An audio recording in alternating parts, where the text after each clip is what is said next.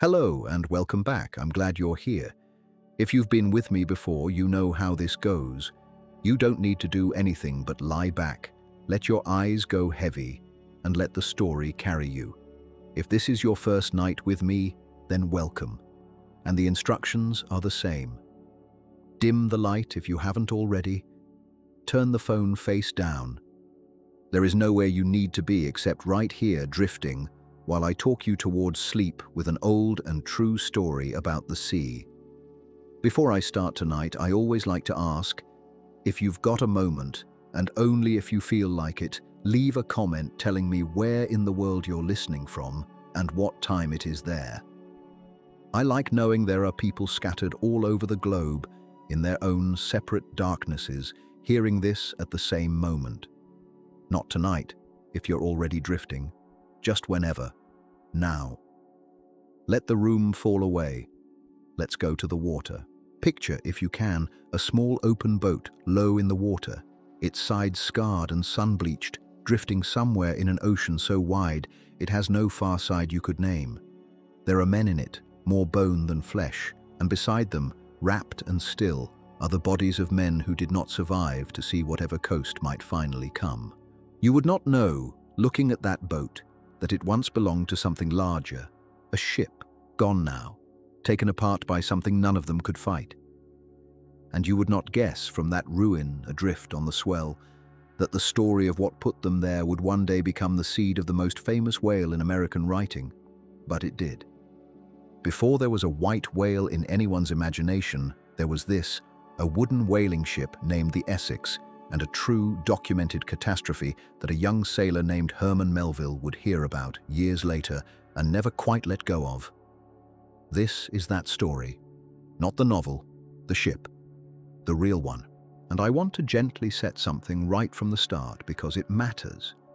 Moby-Dick is fiction, a tale spun from imagination and philosophy and a captain's private madness. The Essex was not fiction. She was a real vessel crewed by real men out of a real island, and what happened to her out on the open Pacific is stranger in some ways than anything the novel dared to invent, because nobody had to invent it. It was simply written down, afterward, by the men who lived through it.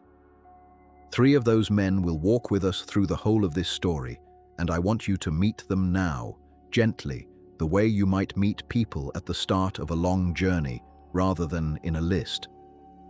There was George Pollard Jr., the ship's captain, young for the responsibility he carried, careful by nature, a man the island trusted enough to hand him a ship before he'd had much time to prove himself. There was Owen Chase, the first mate, sturdy and capable, the kind of officer a crew leans on without quite noticing they're leaning, and there was a boy named Thomas Nickerson, barely more than a child, signed on as cabin boy, who would spend the rest of his long life circling back to what he saw that year until, very late, he finally put it on paper. All 3 left accounts. All 3 are real. You do not need to remember their names to follow their story. You only need to know that they were there, and that what happened to them happened to living people, not characters. To understand why they were on that ship at all, we have to go back to where it started, not at sea but on land, on a low, sandy, wind-scoured island that had built its entire life around hunting whales.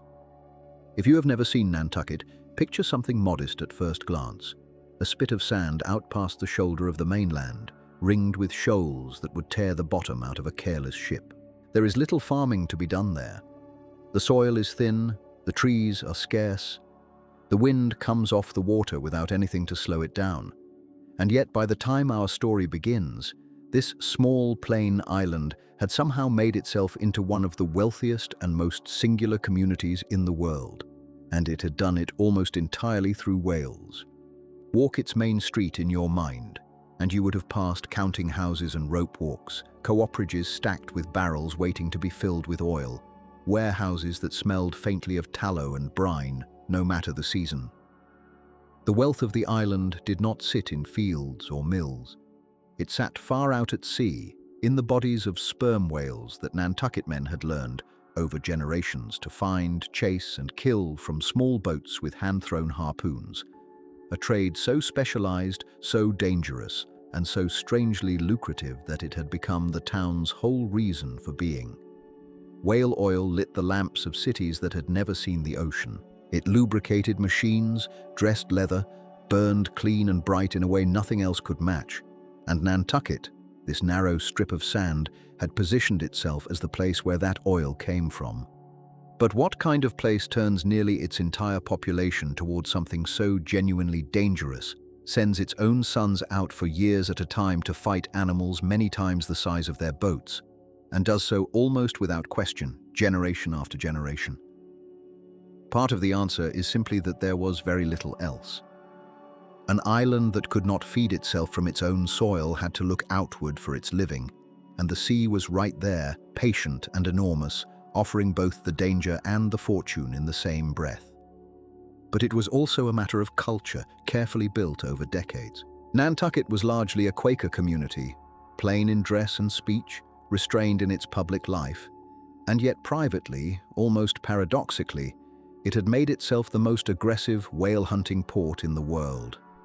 Fathers who spoke softly and dressed without ornament sent their boys to sea at ages that would alarm you now, and thought nothing unusual in it because the whole island thought the same way. A boy grew up watching ships leave the harbor loaded with hope and come back, if they came back at all, loaded with oil, and somewhere in between those two moments he understood, without anyone quite explaining it to him, that this was simply what a Nantucket man did with his one life. You would have felt that expectation everywhere on the island if you'd walked it as a boy yourself. In the widows' walks built onto the rooftops, little railed platforms where wives and mothers climbed to watch the horizon for sails that were often years overdue. In the shipyards where hulls were built heavy and deep, meant to hold months and months of provisions and hundreds of barrels of oil. In the quiet, particular pride with which the island spoke of its captains, as though command of a whaling ship were the closest thing Nantucket had to nobility. It was into this world, this specific and peculiar culture of quiet religion and violent labor, that the ship called the Essex was born, and into which young George Pollard, steady Owen Chase, and the boy Thomas Nickerson were all, in their different ways, already bound before they ever set foot aboard her deck. There is nothing you need to hold on to yet, no dates, no numbers, nothing to memorize. Just the shape of the place, sand, salt, oil and ambition, and a harbor about to send one more ship out past the shoals. Next, we'll step aboard her, an older vessel than you might expect, already well worn by the sea, and about to be loaded for what her crew believed would be an ordinary voyage among hundreds of others just like it. She had been built for cargo once, not for whales, and you could still sense that former life in her lines if you knew where to look. A certain plainness below decks, a hold shaped more for barrels of trade goods than for the particular business of rendering oil at sea. The island had refitted her over the years, patched and strengthened her, sent her out again and again until she'd earned a quiet reputation as steady, if unglamorous.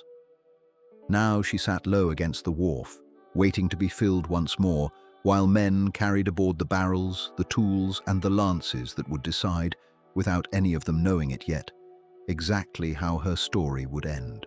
Before you follow her out past the bar, it helps to understand the island that sent her, because nothing about the Essex makes much sense without it. Picture a low grey shoulder of land, treeless across most of its stretch, wrapped in fog for weeks on end, sitting so far out in the Atlantic that from its highest rise you can see nothing in any direction but water. It should have been nowhere in particular.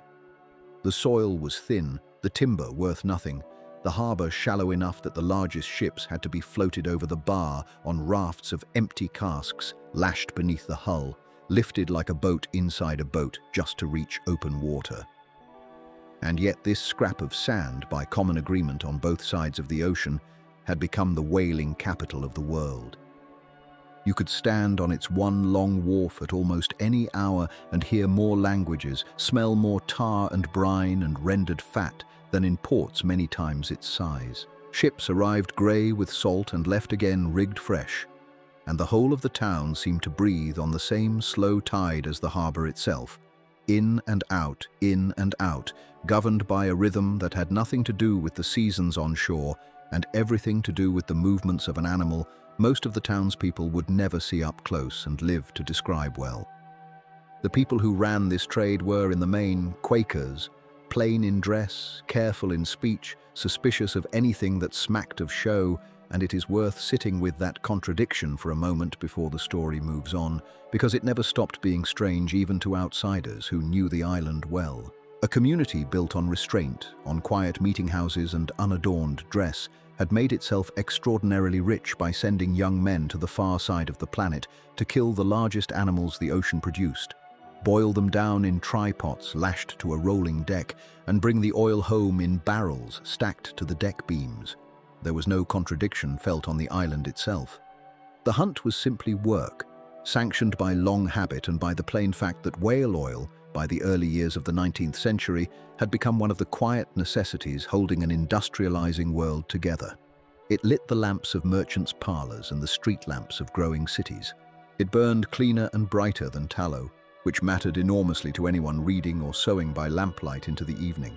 And its cousin product, the fine oil taken from the head of the sperm whale in particular, greased the machines of factories that were only beginning to multiply across 2 continents, spinning frames, looms, the countless turning axles of an age that had started running faster than the animals or the men who supplied it could easily keep pace with.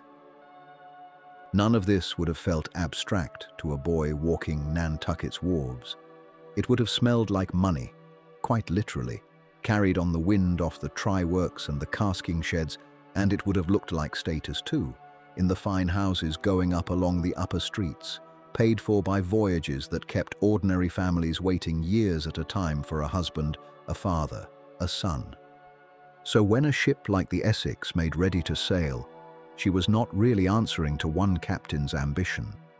She was answering to lamplight in 100 distant cities and to the hum of machines that had never once seen the sea. If your eyes are already closing, that is exactly the right frame of mind to carry into what follows. None of this detail needs holding on to tightly, only the sense of it. The sense of a small island quietly running half the world's lamps on the backs of men and boys who went out to meet something enormous with nothing but rope and a hand-thrown iron. But what was it actually like, standing in that hierarchy, waiting for your name to be called for a berth? And what did a voyage promise the different kinds of men who filled a ship like the Essex?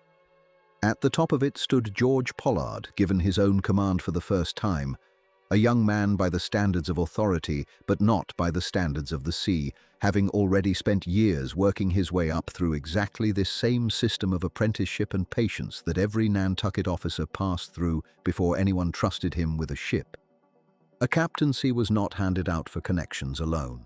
It was earned watch by watch, voyage by voyage, and it carried with it not just command of the vessel, but a share of her profits large enough to set a man's family up for years if the hunt went well, and to leave him owing money to the owners if it did not. Just below him stood Owen Chase, the first mate, a man whose own ambitions ran in exactly the same direction Pollard's had a few years before. A mate's job on a whaleship was equal parts labor and apprenticeship for command. He ran the boats, oversaw the cutting in of a whale once one was caught, kept the men working and the log honest, and understood, the way every mate understood, that a captaincy of his own was the entire point of enduring it. And down at the bottom of that ladder, barely on it at all, stood a cabin boy not yet 20 by the name of Thomas Nickerson. On his first voyage out of the harbor, he'd grown up watching ships leave from and return to, most of them without a full crew. For Nickerson, a voyage like this one was not a career choice so much as a rite of passage that almost every Nantucket boy went through in one form or another, the way boys elsewhere went to sea as a matter of course rather than adventure.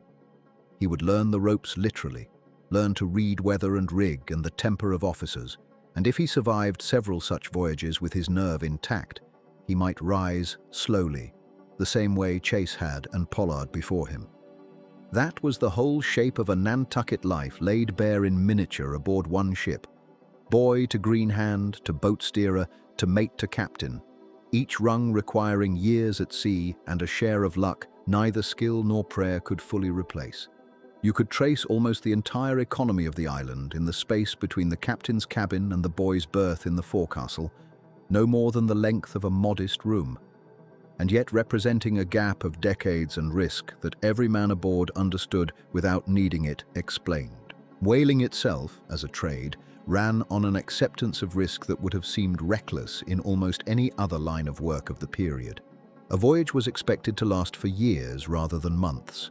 The ship provisioned and stocked as though she were setting out to be briefly self-sufficient nation, because in every practical sense she was one, entirely cut off from resupply once she rounded into the deep Pacific grounds where the whales were thickest.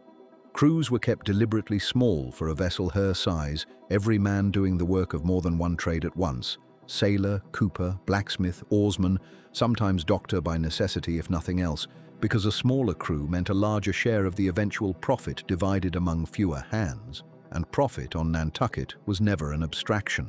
Death at sea, injury from an angry whale, months of empty ocean with nothing found worth chasing, these were simply the known costs of the business, priced in before the ship ever left the wharf, spoken of plainly rather than in whispers. No one boarding the Essex that season considered themselves unlucky for having signed on to something so uncertain. It was, quite simply, what an able young man from Nantucket did with several years of his life, the same way a boy from a farming town might expect to spend those years behind a plough. And so the story returns, as it must, to the ship herself, aging quietly at her berth, while all of this history and expectation settled onto her decks like salt spray, drying in the sun.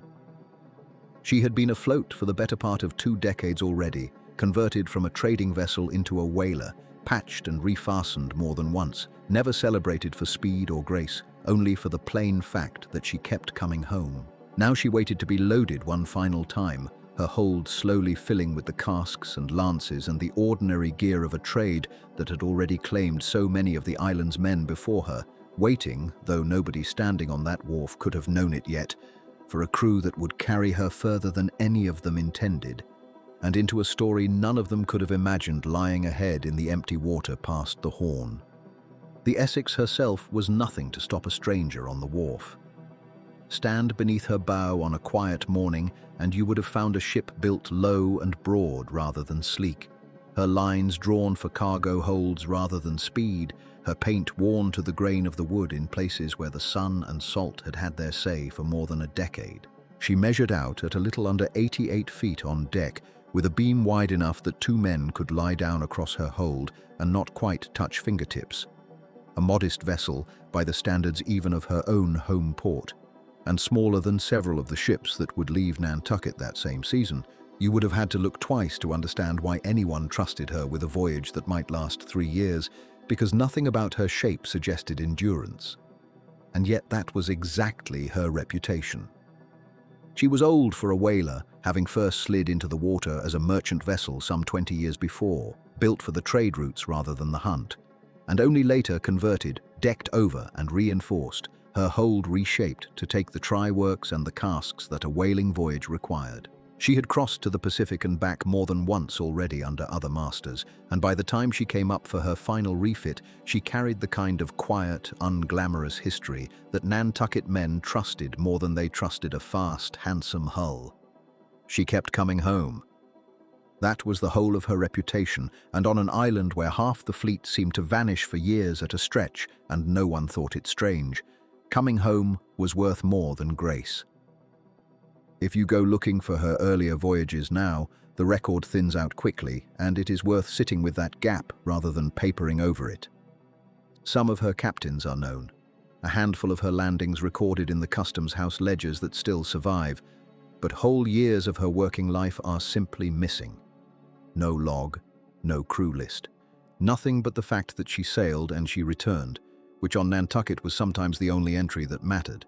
Historians have pieced together a rough shape of her service from insurance records and scattered newspaper notices, but there is no pretending the picture is complete, and nobody honest about the Essex tries to fill those blank years with invented detail. You are allowed to let that uncertainty sit unresolved in your mind tonight, the same way the owners must have let it sit in theirs. A ship with a good name and an incomplete paper trail, which was, in its way, simply what most working ships of that age looked like up close. If your eyes are already growing heavy, there is nothing in this part you need to hold on to. It is enough to know that she was ordinary, and that ordinary ships were the ones actually doing the work. What her recent record did show, clearly enough, was wear. She had been patched below the waterline more than once, her fastenings replaced where iron had rusted and weakened in salt water, her timbers checked and, where necessary, sistered with fresh wood alongside the old. None of this was unusual for a ship of her years. It was, if anything, reassuring. A vessel that had been opened up, examined, and judged sound enough to send out again, rather than one nobody had bothered to look at closely. Whaling agents were not sentimental men. If the Essex had been rotten, she would have been broken up for parts and forgotten, and nobody standing at her rail that season would have known her name at all. But what does it actually take to make a ship ready for a voyage that is measured not in weeks or months, the way a coastal trader's might be, but in years? 2, most likely closer to 3, with no fixed date of return and no way to send word home in between. That question was exactly the one facing the owners and the men who worked under them through the last weeks before she sailed, and it shaped almost everything that happened on and around her hull that summer. The refitting of the Essex for what would become her final voyage was not a small undertaking, even for a ship her size. You would have seen her hauled in for inspection, her seams gone over with fresh caulking, sections of planking replaced where the surveyors judged them thin. New casks were built and lowered into her hold by the 100, Cooper's work stacked in the dim space below deck until there was barely a gap left to walk through, because every one of those casks represented oil that had not yet been caught, space that the owners expected to see filled by the time she came home. Barrels of salt beef and salt pork went down after them, along with bread, rice, molasses, water casks, lashed and sealed, and the small store of medicines and tools that a ship expected to see no port for a year at a stretch could not sail without. If you had walked her deck in those final days, you would have had to step over coiled line, spare canvas, replacement spars laid along the rail waiting to be stowed, the ordinary clutter of a vessel being made ready for a voyage longer than most men's memory of home. Lashed along her sides, where you could not have missed them even glancing up from the wharf, sat the whaleboats, light, narrow, built for speed and turning rather than strength. The small craft that would actually do the killing once a whale was raised, while the Essex herself stood off and waited. Several were carried, more than were strictly needed to crew at once, because a whaling captain expected to lose boats to whales, to weather, to the ordinary violence of the work, and planned for the loss before it happened. Seeing them there, neat and varnished and utterly unthreatening, you would have had no reason to imagine that one of them, before the voyage ended, would carry men further and longer than any small boat was ever meant to carry anyone. Command of all this now fell to a man the crew and the town both already half knew. George Pollard had sailed on the Essex before, not as her master but as her first mate, learning the ship under an older captain across a previous voyage, watching how she handled and how her crew worked her through weather and through the long stretches of nothing at all that made up most of a whaling voyage. Now, still young for the responsibility, he was given her as his own command, his first as captain, though not his first time standing on her deck. There is a particular quiet that settles over a man handed his first ship, a mixture of pride and something closer to dread. And Pollard, by every account that survives of him, carried both without much outward show. He was careful, by nature and by training, a man who had come up through the proper stages of a whaling career rather than skipping any of them, and the owners who chose him did so because carefulness was exactly the quality they wanted set against a ship this old and a voyage this long. Those owners expected results measured in casks of oil, not in stories, and they expected to wait years to learn whether they had gotten them. A whaling voyage of this length was itself a kind of quiet gamble. Money and men sent out over open water with no communication home until, if all went as planned, the ship simply reappeared on the horizon one ordinary afternoon, low in the water with her hold full. Nobody boarding the Essex that season imagined a different ending. But the length of the voyage itself, years stretching ahead of every man who signed her articles, was already, before she ever cleared the harbour, the largest fact of all. And it was into that stretch of time, empty and unmeasured, that her crew was about to be loaded aboard. Down on the wharf that week, the men signing articles would not have seen Pollard's care so much as felt it. In the small ways a captain's temperament reaches a crew before a single mile of water passes beneath them. A question asked twice about a lashing, a second look at a cask that seemed to sit wrong in its tier. You would have noticed it without being able to name it. And among those men filing up to sign their names or their marks was a first mate of his own, a young man named Owen Chase, whose account of what came later would end up being nearly all that survived of this voyage at all. You would have watched them come up the wharf one at a time, in the way men do when they are not yet a crew but only a collection of names on a list. Boys with their sea chests still smelling of their mother's cedar closets, older hands with tattoos faded to blue-grey and a rolling walk that told you where they had spent the last 10 years of their lives. 20 men and 1 boy would sign the articles for the Essex that week, and if you had stood at Pollard's elbow as he checked each name against his ledger, you would have seen how little that number tells you about who was actually climbing aboard. Some were Nantucketers born, sons and grandsons of men who had done this exact walk up this exact wharf a generation before. Others had come down from the mainland with nothing but their hands and their hunger for a share of the oil money. And a handful, the record is plain enough on this, plainer than on much else about that voyage, were black Nantucketers, men whose families had lived on the island for years, who signed onto the Essex the same as any other hand, rated by skill rather than by anything else because a whale ship valued a good harpooner's eye over the color of the arm that held it. You will not find their individual stories preserved in much detail. The record keeps some of their names and loses the rest, the way it does with most ordinary men of that century, but it does not let you pretend they were not there, working the same lines, sharing the same forecastle, owed the same lay of the profits as anyone else aboard. Owen Chase was different from nearly all of them, and you could probably have picked him out on the wharf without being told his rank, just from the way he carried himself, not swaggering exactly, but upright, watchful, a young man who had already decided that this voyage was a rung on a ladder and meant to climb it cleanly.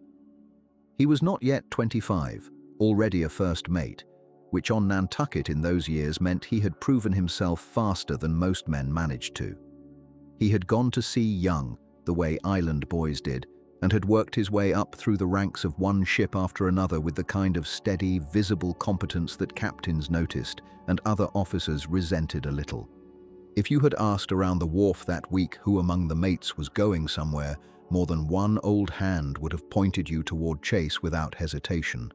He read. He kept careful notes. He was the sort of man who could look at a coil of rigging and tell you without checking whether it had been made fast correctly, and he was not shy about saying so. None of that would have seemed remarkable at the time. Nantucket produced ambitious young mates the way its shores produced whale oil, steadily and in quantity. And nobody loading barrels that week could have guessed that this particular young man's private account of the voyage, written afterward in his own plain and careful hand, would end up being nearly the only detailed record the world would ever have of what happened to the Essex at all. You are hearing this story tonight largely because Owen Chase decided, once it was over, to write it down. But not every man walking up that gangplank that week was already weathered by rope and salt water. What do you do with a boy who has never left the harbour and is now going to sea for years at a stretch? Thomas Nickerson was that boy, and he was barely into his teens when he signed on as cabin boy, small enough that his sea chest probably looked comically large beside him on the wharf. He had grown up on Nantucket the way most of the boys on that island did, watching ships go out and come back, listening to men talk about the offshore grounds and the size of a sperm whale's head in the low, matter-of-fact tone islanders used for things that would have sounded like tall tales anywhere else. For Nickerson, signing the articles was not a career decision so much as the natural next thing that happened to a Nantucket boy of his age. The thing his father and his uncles and half the men he knew had done before him. His duties would have been the small, unglamorous ones: fetching, cleaning, running messages between decks, learning to move through a ship that must have felt enormous to him at first, and would come to feel, in time, unbearably small. If you had passed him on deck that week, sorting cordage or coiling a line under some older sailor's impatient eye, you would have seen nothing in him to suggest that he was walking toward the worst thing that would ever happen to him, or that decades later, as an old man, He too would sit down and write out his own account of this voyage, filling in gaps that chasers had left open. There is a particular kind of innocence in that image. A boy stepping aboard a ship he has no way of knowing will make him famous for surviving it, and it is worth letting that image simply sit with you for a moment without hurrying past it, the way you might let your eyes close without deciding to. The record keeps a few other small things from that week before departure, details a modern reader might be tempted to read as omens, though the men of Nantucket in that era were far too practical to have called them anything so grand. Someone would have noted the state of the rigging with more care than usual, because a new whaling voyage always drew a harder eye from the men who would depend on it. There were the ordinary superstitions common to sailors everywhere, unspoken rules about which day was fortunate to sail on and which was not, about not whistling on deck, about the way a cat's behavior near the gangplank might mean something to men who would never have admitted to believing it. None of it was dramatic. None of it was written down at the time as a warning, only remembered afterward the way people remember small, ordinary details differently once they know how a story ends. You do not need to hold on to any of that. It is simply the texture of the week, the last ordinary week these men would have before the work of actually finding whales began. And then, on the day itself, you would have stood on the wharf or perhaps out along the harbour's edge and watched the Essex finally cast off her lines, her sails filling slow and heavy in the way a loaded ship's sails do, nothing like the quick, eager set of an empty vessel. The island itself would have begun to shrink behind her almost at once. The low, grey roofs, the windmills, the familiar shape of the harbour mouth, fading the way a place does when you are the one leaving it rather than the one left standing on the shore. Somewhere on that deck stood Pollard, watching his rigging and his men with the same careful attention he had shown all week. Somewhere near the mate's station stood Owen Chase, already thinking perhaps of the account he might one day write. And somewhere below, small among sea chests twice his size, stood Thomas Nickerson, a boy on his way to becoming a very old man who would spend the rest of his life being asked about this exact voyage. 3 lives, bound now to the same hull and the same wind, sailing out past the bar and into the open Atlantic, toward water that would test the ship and the men in ways none of them could yet have imagined. The pilot boat that had guided her out past the shoals would peel away soon enough, and you would have felt that moment before you understood it. The last tether to land dropping loose. The Essex suddenly alone on water that did not care what island she had come from. What do you feed 21 men for 2 years at sea when the nearest resupply might be a scatter of unfamiliar islands and a stroke of luck? The hold answered that question in barrels, salt beef, hardtack, water casks stacked and lashed with the same care Pollard had given his rigging, because a mistake in the loading would not announce itself until months later, far from any wharf that could fix it. Nickerson would have felt the ship's motion change as the swells deepened, the first real Atlantic weather finding her, and somewhere beneath his boyish uncertainty, a Nantucket practicality already settling in. This was simply what came next. The storm found them on the 5th day, which is to say it found them before Nantucket had properly slipped from memory, before the crew had settled into any rhythm at all. You would have felt it first as a wrongness in your stomach, a slow roll that kept rolling, past the point where a stomach expects the ship to catch itself and level out. The Essex did not catch herself. She leaned and kept leaning until the deck beneath your feet became something closer to a wall, and the sea that had been a grey floor an hour before was now standing up on the windward side like something with intention. There is nothing you need to hold on to here except the shape of it. A whaling ship, heavy with 3 years of provisions, caught broadside by weather that had been building out of sight for longer than anyone on deck had noticed. The wind came out of the northwest with a suddenness that the older hands would have recognized and the newer ones would not. And within the space of what one survivor's account remembers as a single watch, the Essex was knocked down far enough that water came over her rail. Not spray. Water, green and full, pouring across planking that had never yet felt a whale's flukes, but was already learning what the Atlantic thought of small ambitions. Picture it from below. where you would have been if you were 14 and new to this, the way Nickerson was, the ship's angle changing the whole geometry of the space you'd been sleeping in, barrels that had seemed so carefully lashed now groaning against their ropes, a sound like something enormous trying gently to stand up. Above you, men were shouting the particular shorthand of sailors in trouble, words that meant nothing to you yet, and everything to the men who'd spent their lives learning them. The ship shuddered under a wave that did not so much strike her as lean on her. And for a moment, the accounts agree on this much, if little else. It was not at all certain that she would come back up. She did. Ships built the way the Essex was built, thick-ribbed and slow and unglamorous, tend to come back up. And this is perhaps the one mercy of a vessel that would later be remembered for the opposite kind of failure. But she came back up lighter than she'd left port, because the storm had taken 2 of her whaleboats clean off their davits, snapped from the cranes like something a child had left out in weather. A third was damaged badly enough that the carpenter would spend the better part of a week making it seaworthy again, working in a space that pitched under him the entire time, holding tools that wanted to slide away with every roll. This is worth sitting with for a moment quietly, the way you might sit with any small detail that turns out to matter later.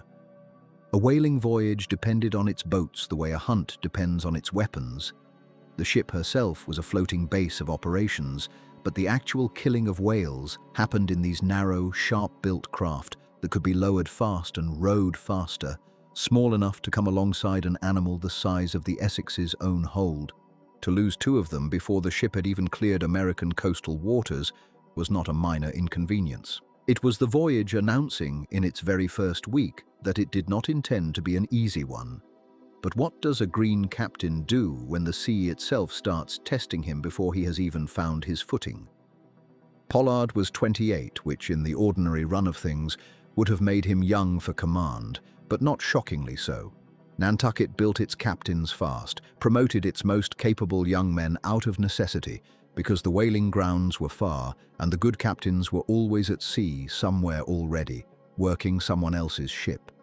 Still, 28 with his first command and a knocked-down vessel 5 days into a 3-year voyage is a particular kind of test, and you can imagine, if you let yourself, what it must have cost him to appear calm on a deck that had just tried to throw half his boats into the Atlantic. The record suggests he managed it. There was no panic recorded, no scene of a young captain losing the thread of his own authority in front of men who were watching to see exactly that. Instead, there was the unglamorous work that follows any crisis at sea, assessing what was lost, securing what remained, setting the carpenter to his repairs, and turning the ship back onto her intended heading as though the storm had been an errand rather than a warning. Owen Chase, the first mate, seems to have moved through this the way a good first mate is supposed to, translating the captain's intentions into the small daily orders that keep a crew from feeling like the ship is commandless. Chase was younger than some might expect of a first mate too, sharp and ambitious, a man the accounts describe as capable and ready to be tested. And here, in this first trial, he and Pollard would have needed each other in a way that neither position alone could supply. A captain sets the course. A mate makes the men believe in it. You do not have to remember any of the sail plan or the exact bearing they held. What matters, drifting through this the way you might drift through any story told to you in the dark, is simpler than that. This was meant to be a long voyage down a known road, and the road had already shown its teeth once. The intended route, insofar as any whaling voyage had a fixed one, ran south along the whole long coast of the Americas, down past the latitudes where the weather softens and the days grow warm even in what would be winter at home, down toward the tip of the continent where 2 oceans meet in water that has broken more ships than any captain likes to count. Cape Horn was the door they had to pass through to reach the whaling grounds of the Pacific, grounds that by this point in the industry's life had drawn ship after ship away from waters closer to home, because the whales nearer to Nantucket had grown scarce from decades of exactly this kind of hunting. Beyond the Horn lay an ocean vast enough to swallow a 3-year voyage without anyone back home hearing a word of it until the ship simply reappeared, or didn't. None of that was new information to anyone aboard. Pollard would have sailed this route before as an officer under other men. Chase, too. It was Nickerson and men like him for whom the geography was still a kind of rumor, a shape on a chart rather than a memory in the muscles. But the storm had made the abstraction real for everyone at once, had made it clear in the space of one bad afternoon that the distance between Nantucket and the whaling grounds was not simply long. It was hostile in ways that did not announce themselves in advance, and it had already collected a toll before the true work of the voyage had even begun. The days that followed were quieter, the way the sea so often turns quiet directly after showing you what it can do, as if daring you to relax. The carpenter finished his repairs. The remaining boats were checked and rechecked, their gear gone over with the particular thoroughness of men who had just watched two of their sisters torn away.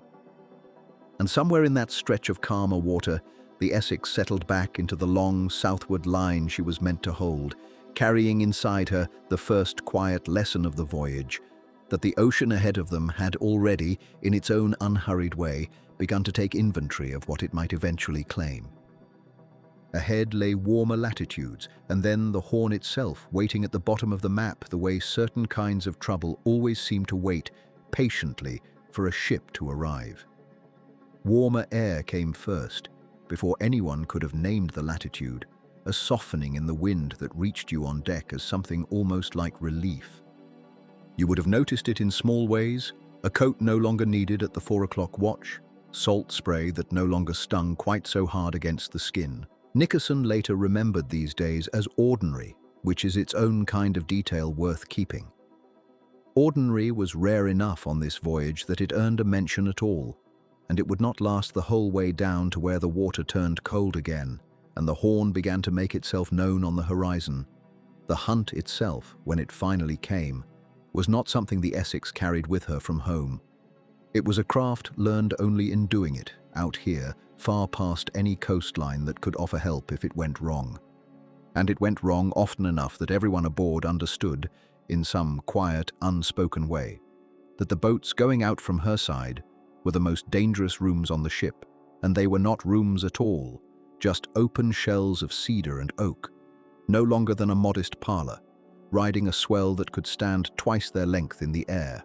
You would have felt the change in the ship before you understood its cause, a stillness on deck, men moving with a purpose that had nothing idle in it, and then the cry from the masthead drawn out long and rising at the end, the way a hymn sometimes rises before it settles. There she blows. And then everything after that happened fast, though the fear in it moved slow. The way fear does when there's nothing to do about it yet, but wait your turn to climb down into the boat. 4 boats went out from a ship like the Essex, sometimes 5, each with its own boat header standing in the stern and a boat steerer up in the bow, and beneath them a crew of oarsmen who would spend the next hours pulling for their lives towards something none of them, in the end, could really outrow.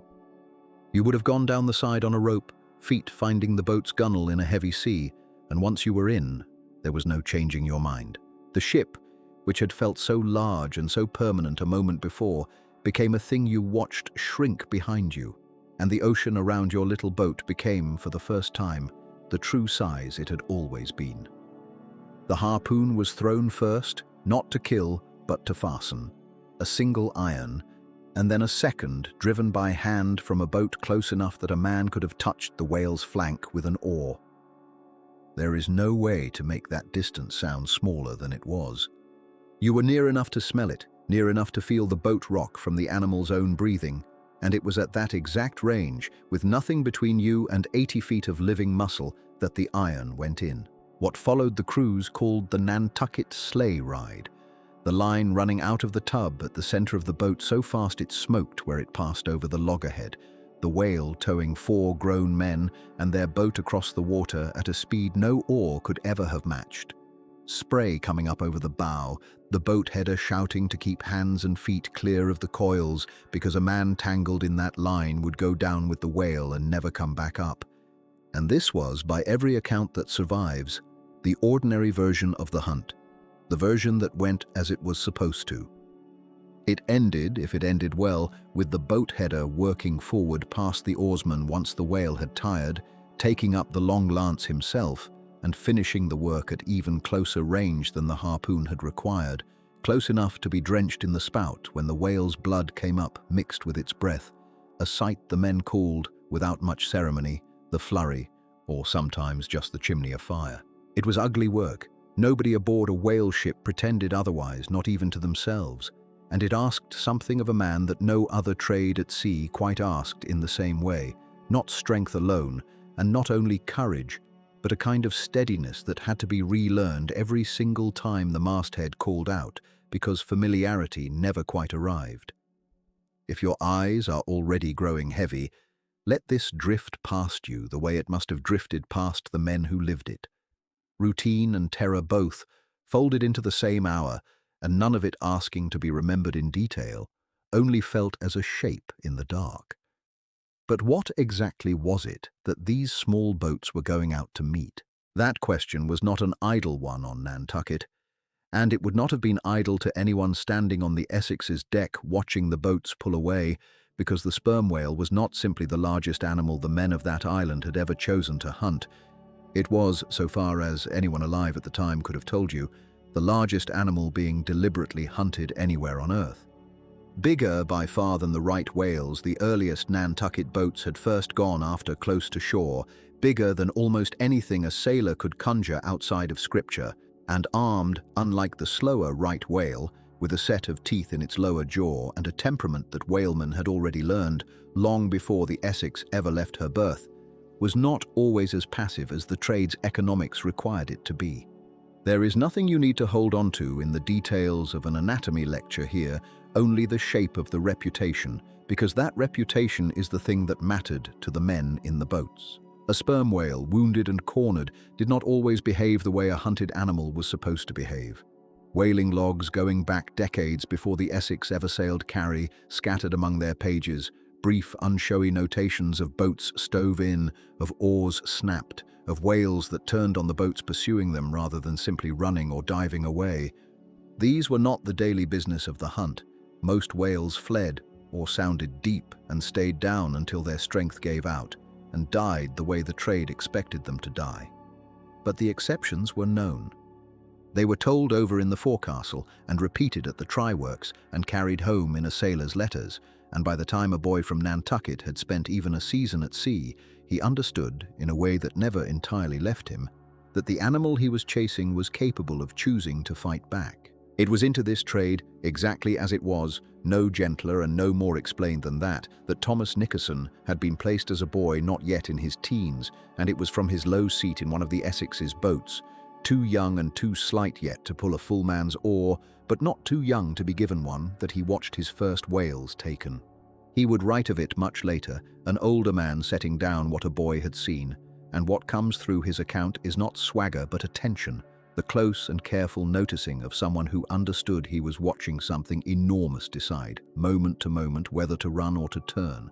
He was frightened by his own telling, and he was also, in the same breath, taken with something closer to wonder, the sight of an animal so much larger than the boat carrying him, moving with an ease that made the men's whole violent effort look almost small by comparison. That mixture, fear laid right alongside reverence, was not unique to him. It was, if the old logs and the old memoirs are any guide, close to universal among men who did this work and were honest about it afterward. None of this, in the ordinary run of a whaling voyage, amounted to warning. Whales that fought were known, and whales that fought were rare, and the arithmetic of the trade simply absorbed the loss of a stoveboat now and then as the cost of the business, the way any dangerous trade absorbs its dangers. But the stories were there before the Essex ever crossed the equator, waiting in the memory of every experienced hand aboard her, a kind of knowledge that sat quietly at the back of the mind, the way certain knowledge does, not spoken of often, not really believed to apply to you until the one day it does. The ship was still working her way south when this much was already true. What waited for her off the coast of South America, and what waited further still in the empty water beyond it, had not yet announced itself. But the Horn was close now, and beyond the Horn lay grounds no one aboard had seen, and a labour that would only grow larger and lonelier the farther the Essex sailed from anything that could be called home. The cold found the ship before the Horn itself did, the way it always does down there, arriving first as a change in the light and then as something that got into the wood and stayed. You would have felt it in your hands before you understood what it meant, a stiffness that no amount of wool could argue with, a dampness that settled into rope and canvas and never quite dried out again. The Essex had been built for warmer trades once, in her long working life, and there was nothing about her construction that cared whether the men aboard her were comfortable rounding one of the worst stretches of ocean on the earth. She simply went where Pollard pointed her, and Pollard pointed her south, because south was the only way through. Cape Horn does not announce itself kindly. The sailors who had been this way before spoke of it the way certain knowledge sits at the back of the mind, not something you dwell on, only something you carry, until the sea decides to remind you of it directly. For the Essex, the reminder came as weather that refused to resolve into anything predictable. The wind would rise for a day and drop for an hour, and rise again from a different quarter entirely, as though testing which sail plan would fail first. You would have heard it less as a howl than as a kind of pressure against the hull, something felt in the chest before it was heard in the ears, and beneath that pressure the constant work of men who could not stop moving even when their hands had gone past feeling. There is no need to hold on to the particulars of it, the reefing, the icy sheets, the hours spent aloft in weather that turned a simple task into a small and private endurance. What matters is the toll, and the toll was real. Sleep came in scraps. Meals came cold when they came at all, because a galley fire in that kind of sea was its own kind of danger. Owen Chase, the first mate, moved through those weeks the way a good officer does in bad water, present everywhere at once, short of words, watching the rigging and the men with the same unblinking attention, because at the Horn the two were not really separate concerns. A frayed line and a frayed man could fail in exactly the same afternoon. The delay cost them what delay always costs a whaling voyage, which is time that could have been spent filling casks instead of simply surviving. Every week spent fighting contrary wind at the bottom of the world was a week the owners back in Nantucket would never see written down as profit. Pollard would have known this without anyone needing to say it aloud, the way every captain down there knows it, turning the same calculation over in a quiet corner of the mind, even as he gave his attention to the sea directly ahead. A ship rounding the Horn is, in a sense, doing two things at once, surviving the passage and quietly spending down the margin of a voyage that had not yet properly begun. And the ship herself was showing it. Seams that had been tight in the Atlantic worked looser in the cold, the way old wood does when it is asked to flex against a sea that has no patience for it. The carpenter's mallet became a more frequent sound below decks, small and steady beneath the larger noise of the weather. None of this was unusual for a whaler of her age making this passage. It was simply the ordinary wear that every ship absorbed here, a kind of toll paid in oakum and pitch and the carpenter's own tired shoulders, rather than in anything more dramatic. But it added itself quietly to everything else the Essex was already carrying. Her years, her history of ill luck, the sense some aboard already held that she was not a lucky ship, only a working one. If you were lying in a berth in that cold, listening to timbers complain against the sea, you might have wondered, in the drowsy way that thoughts arrive in bad weather, whether a ship could simply wear thin the way a rope does, and whether anyone would notice before it mattered. You do not need to hold on to that thought. It passed through the crew the way such thoughts do, and the ship went on. But what waited on the far side of all that cold, once the worst of the passage had finally been endured? The answer came the way these things usually do at sea, not as a single dramatic moment, but as a gradual loosening, a sense that the wind had begun, at last, to argue less. The seas that had been throwing themselves at the Essex from every direction settled into something closer to a rhythm, and the light, which had been the grey of a world with no morning in it, began to hold a little more warmth at the edges. Somewhere in those days, the Essex passed from one ocean into another, and though no line was visible on the water to mark it, you would have felt the change all the same, the way you feel a room grow warmer before you notice the fire. The Pacific had opened in front of them. The mood aboard shifted with it, quietly at first and then more openly. Men who had spent weeks moving with their shoulders drawn up against the cold began, in small ways, to unclench. There was more talk on deck in the evenings. The carpenter's mallet still sounded below decks, but it sounded now like maintenance rather than urgency. Even Pollard, who carried the weight of the whole enterprise in a way the crew mostly only glimpsed, seemed to sit a little differently at the rail, watching a horizon that had gone from adversary to opportunity in the space of a few calm days. This was, after all, the ocean the voyage had been built for.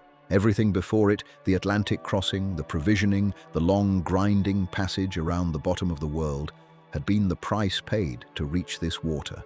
And for a while, the Pacific paid the Essex back. The early months of whaling in these grounds followed the rhythm every whaleman aboard already knew from other voyages, other captains, other seas. The long stretches of ordinary sailing broken suddenly by the cry from the masthead. The boats dropped and pulling hard across open water. The brief, violent center of the hunt, and then the slower, greasier labor of trying out that followed for days afterward, rendering blubber into oil in try-pots that turned the whole ship into something between a workshop and a furnace. The casks filled slowly, the way casks always fill on a voyage like this, never as fast as an owner back in port might hope, but steadily, in a way that let a captain report progress rather than failure. You would have known this progress not by any tally kept openly, but by the smell that settled into the ship herself. A heaviness in the air below decks that meant oil was accumulating in the hold, cask by cask, whale by whale. It is a smell that does not leave a ship, and it would have told you, better than any spoken report, how the voyage was actually going. For a stretch of months, it told a decent story. The Essex was not filling fast, but she was filling. It was Chase who first began to notice, in the way a first mate notices such things before anyone says it aloud, that the whales along these known grounds, the coastal waters where whalemen before them had hunted for years, were growing harder to find. Boats went out and returned empty more often than they once had. The mastheads reported long stretches of flat, uninhabited ocean where earlier voyages had promised abundance. Chase said little of it directly, but the calculation was the same one every officer on a whaling ship eventually makes, turning over the arithmetic of casks against days, of oil against wages owed. The grounds that had drawn ships here for years were beginning, in this one voyage's experience at least, to feel thinner than their reputation. It was this quiet, accumulating frustration, not a single bad week, but a pattern too consistent to ignore, that would eventually turn the Essex away from the known coastal grounds altogether, out toward a stretch of ocean that barely existed yet on any chart a whaleman could trust, a place spoken of only in rumor among captains who had ventured there and come back with holds fuller than reason seemed to allow. What waited out there, far from any coast at all, was not yet a decision the Essex had made. But the pressure that would make it was already building, quietly, the way pressure always builds before a voyage changes its course for good. The offshore ground, as the whalemen came to call it, was not a place you could point to on any chart hanging in a New England counting house. It was more a rumor with coordinates attached, passed from one weathered captain to another in the back rooms of Nantucket taverns, in the low voices men use when they are describing something that might make them rich and might also get them killed. You would have heard it discussed before you ever saw it named, a stretch of open Pacific, far past any island a sailor could trust for water or wood, where the whales still ran thick because no one had thought to hunt them there before. Imagine standing at the rail of a ship already weeks from the nearest scrap of land and being told the real destination was still ahead of you, further out than anything you had yet sailed. That was the offshore ground. It sat in a part of the ocean so removed from the usual tracks of commerce that a ship in trouble there could not expect to see another sail for months, if ever. There was no port to duck into if the water turned foul in the casks. There was no coast to run for if a mast cracked in a gale. You were, in the plainest sense of the word, alone. More alone than most people in that era ever were in their entire lives. And you had chosen it. That choice did not come from madness or bravado, whatever the shape of the story that would later be told about it. It came from arithmetic. The coastal grounds off South America, the ones Pollard's ship had been working through the earlier weeks of the voyage, were growing thin. Other Nantucket ships had been working them too for years, and a whale that has been chased once tends to be warier the second time, and warier still the third. A captain out here was not measuring his voyage in weeks anymore. He was measuring it in barrels, and the barrels were filling too slowly for anyone's comfort. So, when word came, through another captain met at sea, or through instructions carried from the owners back home, the exact channel is one of the details history has not preserved with certainty. That a fresh ground lay far out in the open Pacific, thick with sperm whales undisturbed by any prior hunt, it would have seemed less like a gamble than like the obvious next step. This was, after all, a business, and the offshore ground was simply where the business had led. You do not need to imagine anyone arguing about it below decks. The crew of a whale ship rarely got a vote in where the ship sailed, and in any case, most of them would have understood the logic as well as the captain did. More whales meant a shorter voyage and a fuller hold, and a fuller hold meant more money at the end of a job that paid almost nothing up front. The risk was real, but it was the same risk every voyage carried, only stretched a little further from home. There is nothing you need to hold on to here, only the shape of it, the sense of a ship growing smaller and smaller against a growing emptiness, the ordinary economics of oil and risk quietly pulling a wooden hull further from anything that could save her if things went wrong. But what exactly made men so certain the risk was worth taking? What made an unmapped stretch of empty ocean sound to men who had every reason to be cautious, like an opportunity rather than a warning? Owen Chase would have understood the calculation better than most aboard, and by this stage of the voyage he had earned the right to make it. As first mate, it fell to him to read the sea the way another man might read a ledger, not just the weather and the swell, but the accumulating cost of every day the trypots stayed cold. A whale ship that came home half full was, in the plainest terms, a failure. And failure meant a captain and mate who might never get another command. Chase had signed onto this voyage as a young man with a career still to build, and the offshore ground, however far it lay from any comfort, represented the difference between a voyage remembered as ordinary and one remembered as a triumph. You would have seen it in the way he moved about the deck in these final days before the turn out to open water. Not reckless, never reckless, but carrying himself like a man closing in on something. Pollard's decision to press further out was, in this sense, hardly a decision at all in the way we might imagine a dramatic turning point. It was closer to a formality, the natural next line in a story that had already been written by every captain who came before him and returned with a fuller hold than caution alone would have predicted. The log entries from these weeks are thin, frustratingly so for anyone hoping to reconstruct the Essex's path with real precision. Positions were recorded in the rough shorthand common to whaling logs of the period. A latitude here, a longitude there, sometimes a gap of days where nothing seemed to warrant the ink. What can be said with confidence is only this. By the later months of 1820, the Essex stood far out in the Pacific, well removed from the coastal waters of South America, somewhere in a wide, imprecise stretch of ocean that historians since have had to triangulate from scattered clues rather than read outright from a single reliable page. The exact date of what came next is one of the few points where the surviving accounts agree closely enough to trust, though even there, small discrepancies remain between the versions later set down by different men who lived through it. None of that uncertainty would have troubled anyone aboard at the time. A whale ship's position was always somewhat provisional, corrected daily by the sun and the stars and the patient labor of dead reckoning. And no one aboard the Essex had any reason to think this stretch of ocean different from any other, except that it was emptier, and the whales, according to what had drifted back through the whaling grapevine, were plentiful. You would have felt that emptiness most keenly at night, when the ship's lanterns seemed to be the only light for 1,000 miles in every direction, and the creak of the rigging was the only voice besides your own thoughts.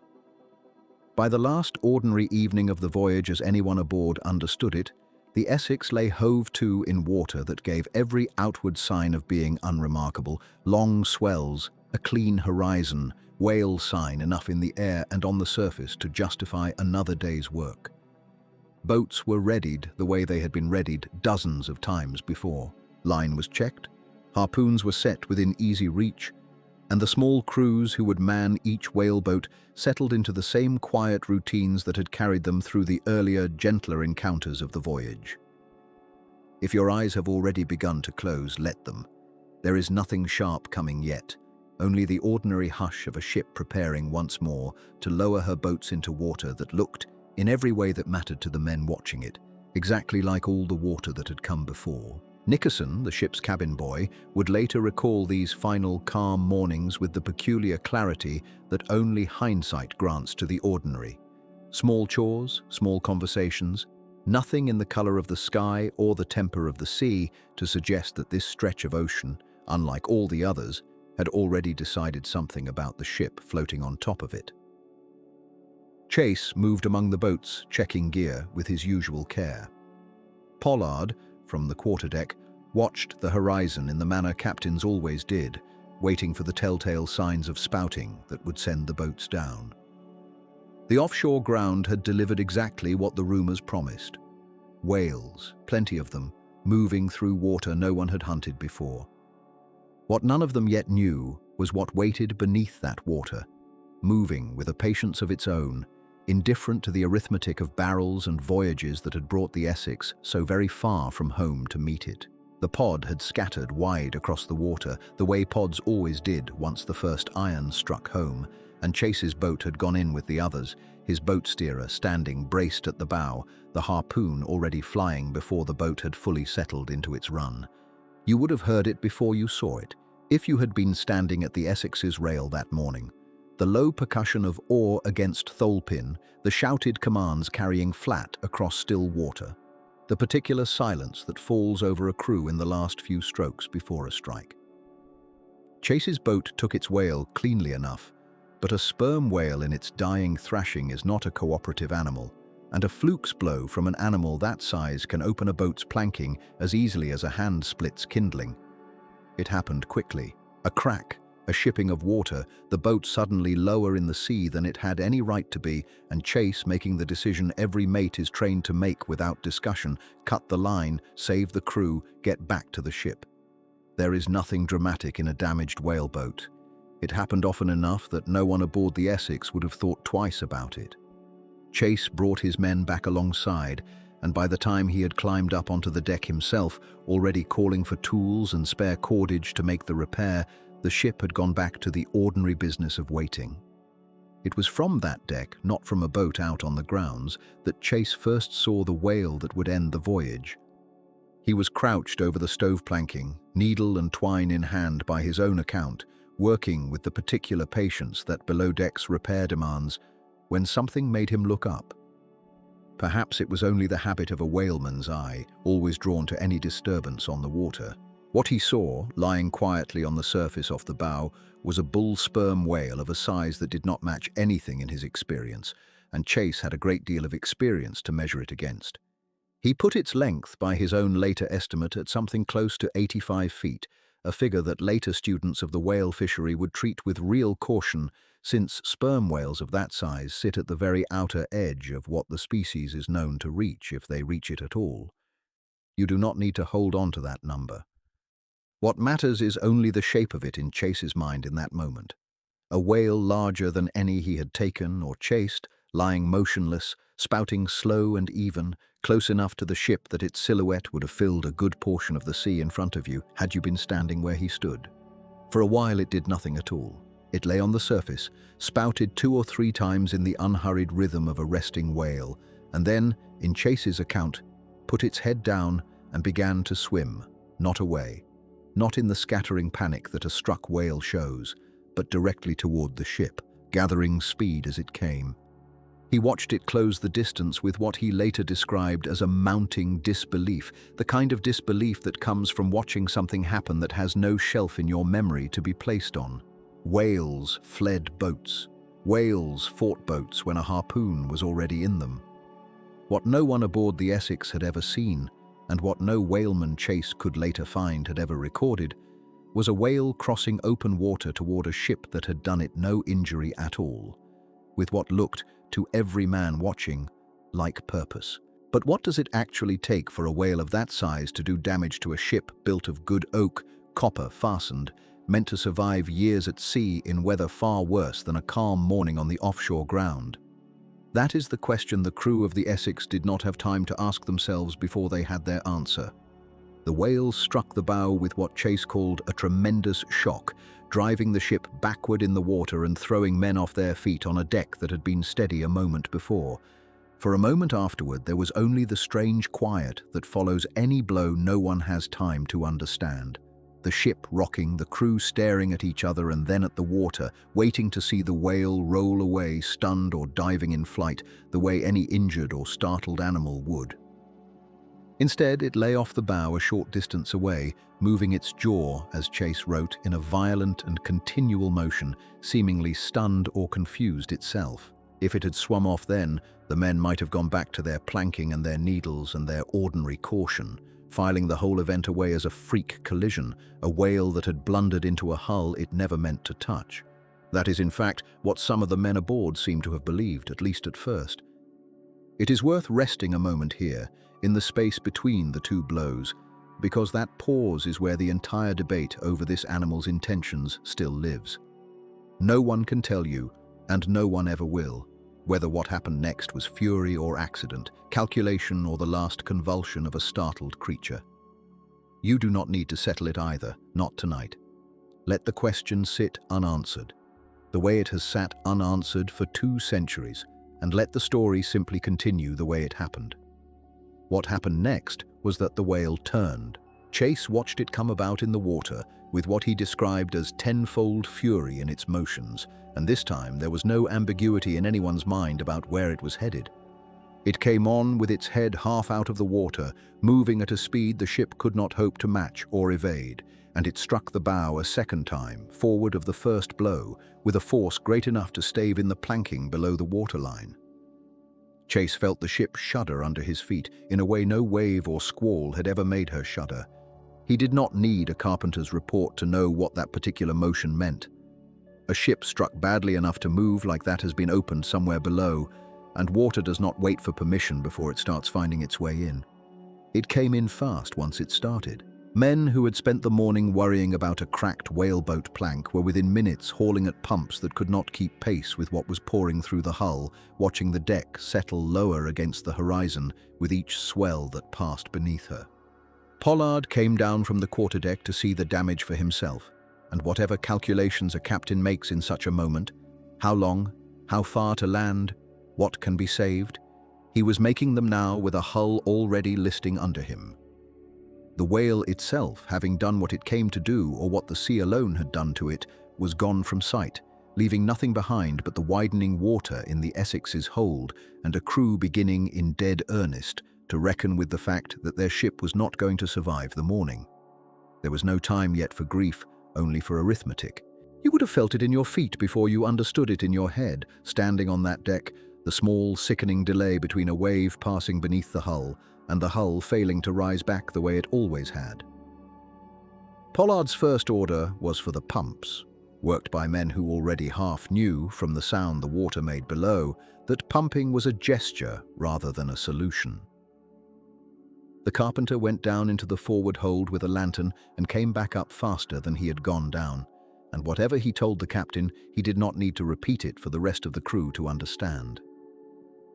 A ship takes on a particular list when her bow has been opened below the waterline, a slow forward tilt that no amount of shifting cargo aft can fully correct, and the Essex had begun to take that list within minutes of the second blow. Chase, still holding the needle and twine he had been using on the whaleboat only half an hour before, later wrote that his mind that morning fixed with an almost unnatural clarity on the smallest details, the set of the sky, the color of the water, the precise angle at which the deck now stood beneath him. It was that clarity, and not panic, that Pollard would need most in the hour that followed, because a decision was already forming that no captain wants to make twice in one lifetime. You would have felt it before you understood it. The deck no longer level beneath your feet, the whole ship leaning away from you like something already giving up.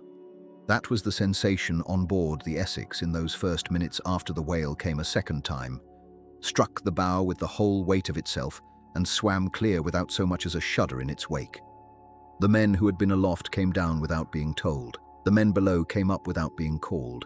There is a particular kind of quiet that settles over a ship in trouble. Not silence, because the water was already loud, pouring in somewhere forward, but a hush in the voices of the men, as if shouting might make the thing more real than it already was. Owen Chase did the shouting anyway because someone had to, and it fell to him. He had been the one to feel the ship's timbers give under his own 2 feet, the one who understood before anyone else that there would be no patching this, no working the pumps, until the leak slowed to something manageable. What there would be instead was a race, a short one, measured not in hours but in the time it takes water to climb a hold, to take from the Essex whatever she was still willing to give up. You can imagine the scramble that followed, though scramble is almost too frantic a word for what the accounts describe. It was fast, but it was not chaos. Men who had spent months learning to move surely on a heaving deck now moved with that same discipline through a ship that was dying under them, passing up what they could reach. Bread, hard and pale, hauled up in casks before the seawater could ruin it. The ship's quadrant and compass, without which no boat could ever hope to find its way to anything. A small store of fresh water, precious past any value it had carried a day before. Nails, some rigging line, a few muskets, whatever navigational charts were within reach of the hands that went below. You would have smelled the hold before you saw it that afternoon. Bilge water and old salt pork and the particular staleness of a place that had not seen daylight in a long while, all of it rising up through the hatch to meet the men who climbed down into it. Some of them went below more than once, into a ship they all understood by then was doomed, because the difference between one more trip and no trip at all might be the difference between a slow starvation on the open ocean and something survivable. That is not a comfortable thought to carry into sleep, and you do not need to hold on to it too tightly. It is enough to know that they went, and that they came back up each time a little wetter, a little more certain of what was already obvious, and that the ship gave them perhaps 20 minutes in total before the work had to stop and the boats had to pull away. But what does a man actually choose when the whole of a ship must be measured out in minutes, and every choice means leaving something else behind on a hull that is going down regardless? That is the quieter question sitting underneath the scramble, and it is worth turning toward before the boats pull clear, because what was carried off the Essex in those minutes would matter far more in the weeks ahead than anything that was left behind. The instruments came first, always, in the memory of the men who wrote about it later, the quadrant most of all, because a quadrant is the difference between a position and a guess, and 20 men adrift with no idea where they stood on the face of the ocean was a fate worse than the one they were already living through. After the instruments came the food, whatever bread could be lifted clear before the salt water reached it and turned it to paste, and after the food came water in casks that were never as full as anyone would have liked, because a whaling ship carries only so much fresh water for a crew that expects to be drinking rain and provisioning at islands along the way. Nobody thought in that hour to plan for a voyage with no islands in it at all. There was no reason yet to think that far ahead. Pollard was not aboard for most of this. He had gone off earlier in one of the whaleboats, hunting the very whale that would return within the hour to end his ship. And by the time word reached him and he turned his boat back toward the Essex, the work of saving her was already nearly finished because there had been so little of her left to save. What he came back to see, pulling alongside his own ship in a small boat with his own oars, was not a ship in trouble. It was a ship in her last posture, listing so far over that her masts nearly touched the water, the deck he had walked every day of the voyage now standing at an angle no deck should ever stand at. Men and boats and salvaged casks scattered across a hull that had that morning been simply his command and was now simply going down. The accounts describe him going still, not shouting, not giving orders, just sitting in the stern of his boat with the oar loose in his hand, looking at what was left of the Essex the way a man looks at something he cannot make himself believe, even while he is looking directly at it. Chase, watching him from another boat, said later that the captain's face held an expression he had never seen on it before and did not have a word for. Something between grief and a kind of blank disbelief, as though the eyes were reporting a fact the mind had not yet agreed to accept. A whale striking a ship was, by the standards of the trade, an almost unheard of thing. A whale striking a ship twice deliberately and sinking her outright was something no man on those 3 boats had ever heard of happening to anyone, in any ocean, in the whole history of the fishery. Pollard had commanded the Essex for less than 2 years. He would sit and watch her finish sinking for perhaps another hour, and in that hour the entire shape of his life changed without his having done anything at all to cause it. If your eyes have already started to close, that is exactly the right thing for them to be doing, because what came next unfolded slowly too. Not a rescue, not yet, just 3 small boats sitting low on a long ocean swell, tied loosely to one another so as not to drift apart in the dark. 20 men counted and recounted across them, and nothing on any horizon in any direction that looked like land. 20 men, 3 boats. A stretch of ocean that put them, by the reckoning Pollard and Chase worked out from the salvaged quadrant, further from any charted coast than almost any shipwrecked crew before them had ever had to survive. The bread they had saved would spoil faster than they wanted to admit, soaked through as much of it already was with salt water taken on during the scramble. The fresh water would not stretch as far as 20 men needed it to stretch. None of this had to be said aloud in the first hours, because the arithmetic was plain enough to every man doing it in his own head, staring at the low waterline of his own boat. What is strange, thinking back on it now, is how still that first evening must have felt. The wind that had carried the Essex across an ocean was the same wind moving over the boats. The same stars would have come out overhead, indifferent to the difference between a ship and 3 open boats tied together on the swell. An ordinary whaling voyage, bread and salt beef and the long, tedious waiting between whales, had become, in the space of an afternoon, something else entirely, and none of the men rocking gently in the dark that night could yet have said what that something else would ask of them. That question of where to sail a boat with no engine and no ship, thousands of miles from anywhere marked on a chart, was the one waiting for Pollard and Chase when the sun came up, and it was a question that would split the survivors' judgment in a way none of them expected. Morning came up grey and enormous over 3 low boats tied gunwale to gunwale, and the first order of business, before food, before water, before anything else that a starving man might reasonably want first, was a map that existed nowhere but in the memory of the men holding the steering oars. There was no chart aboard worth trusting for what came next, only what Pollard and Chase and the older hands could recall from years of talk in forecastles and dockside taverns where the land lay, which way the wind blew in this ocean during this season, and what a boat might find waiting for it if it made landfall in the wrong place. If you had been crouched among them, knees against a water cask, salt still stiff in your clothes, you would have heard the argument long before you understood what it was actually about, because it was not, at first, a debate over direction at all. It was a debate over fear, dressed up as navigation. To the west, at a distance, the men could still imagine surviving. Lay islands, the Marquesas, the Society Islands, land with fresh water running somewhere and fruit hanging low, and a shore that did not move under a person's feet. The wind, at that time of year, in that stretch of the Pacific, blew steadily from the east, which meant a boat pointed west would carry it at her back the whole way, pushing rather than fighting her. Every plain fact of seamanship argued for that course. And yet, almost as soon as the islands were named aloud, someone raised the old sailors' rumor that clung to them like barnacles, that they were peopled by cannibals, that a boat of starving men making land there would simply be trading one kind of death for another, quicker and worse than starvation. You do not have to decide whether that fear was reasonable to understand how completely it filled the boats that morning. It was a story built on second-hand accounts and half-remembered voyages, thin on fact and thick on old dread. but it moved through exhausted, frightened men the way any story does when there is nothing else left to hold on to in the dark. Pollard, by every account that survives him, did not share that fear, or not nearly to the degree his crew did. He knew the wind.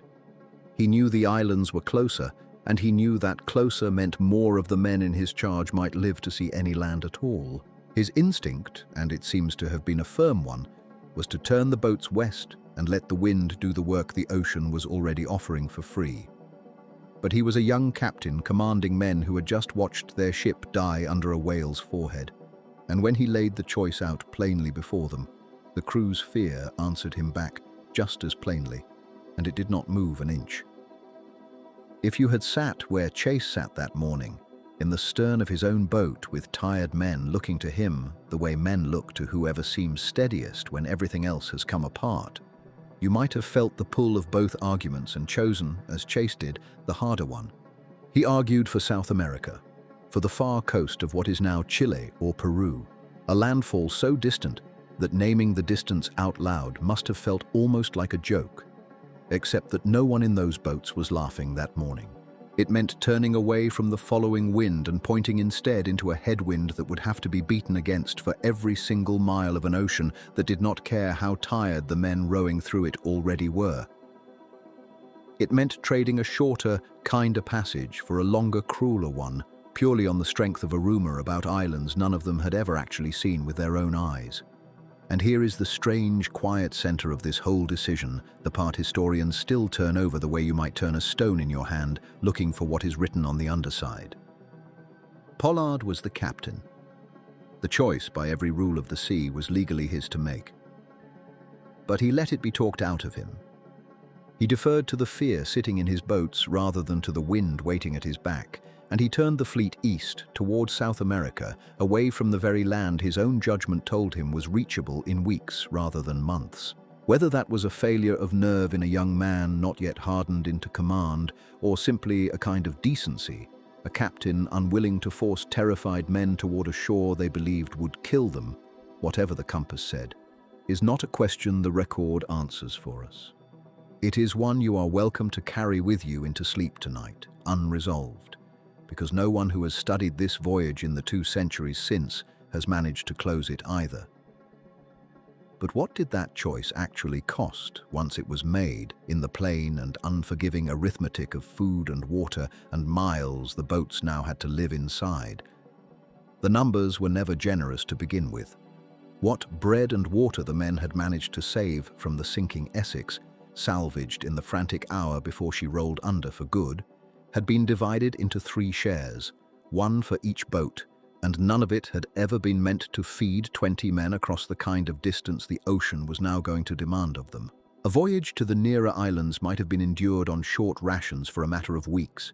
A voyage to South America, fought the entire way against a wind that refused to cooperate, asked instead for months, for a stretch of open water so wide that laying it end to end against the food already in the boats produced a sum that simply did not balance. Every man doing that arithmetic in his head that morning would have understood, without needing anyone to say it out loud, that the numbers were against them before the first oar had even touched the water. You can sit with that fact for a moment the way the crew must have sat with it, turning it over without quite wanting to look at it straight on. 3 open whaleboats, each barely larger than the boats once used to chase the very whale that had sunk them, now carried men instead of harpoons across an ocean with no margin built into the plan at all. There was no coming back to reprovision if the winds turned foul. There was no shortening the distance once the course was set. Whatever sat in the boats that day was what the men would have for however long the crossing took, and whatever the ocean took from them along the way, to weather, to spoilage, to the plain grinding fact of more mouths than there was food to fill, would never be replaced. Thomas Nickerson, the cabin boy, barely more than a child by the standards of any other trade afloat, found himself in Pollard's boat that morning, one of the youngest hands on a ship that had already asked grown men to endure far more than their years had prepared them for.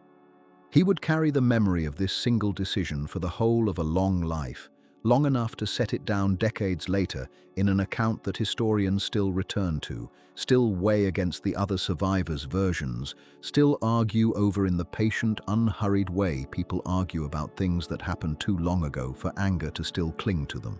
If you have ever wondered how one choice of destination, made in fear on a grey morning, could go on shaping a life 60 years afterward in the pages of an old man's memoir, this is exactly how it happens.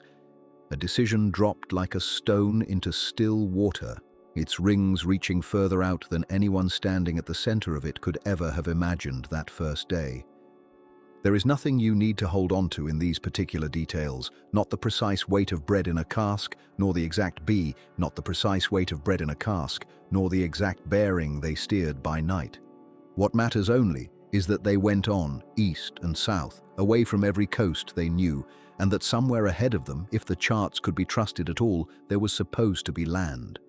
It came up out of the sea on an ordinary morning, low and pale against the horizon, and for a long while nobody in the boats quite believed it. You can imagine what that first grey smudge must have done to men who had been counting the days since anything solid had been under them, the way it would have pulled every eye in the boat toward it without a word being said, the way a held breath can last for miles when there is nothing else to do but watch a shape decide whether it is truly land or only another trick the light plays on tired eyes.